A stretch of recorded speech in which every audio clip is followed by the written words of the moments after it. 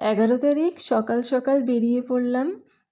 আমার কেমো ছিল ওই দিনকে। তার আগে 9 তারিখে আবার একবার ঘুরে এসেছি। সেদিন শুধু ডক্টর দেখিয়ে আর ব্লাড চেক আপ করে চলে এসেছিলাম, বেড পাইনি। আবার 11 তারিখে বেড পেয়েছিলাম কেমো নেওয়ার জন্য, তাই চলে গেলাম আমরা টাটা মেডিকেলে।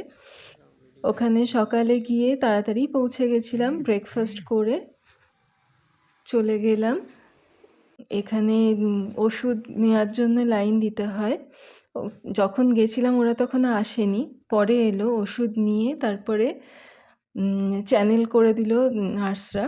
অন্যবার চ্যানেল করতে 2-3 জায়গায় ফুটো করতে হয়, এবারে একবারেই পেরেছে। আমার ভেন পায় না, ভেন পাতলা অনেক কিছু বলে, এবার একবারেই পেরেছে।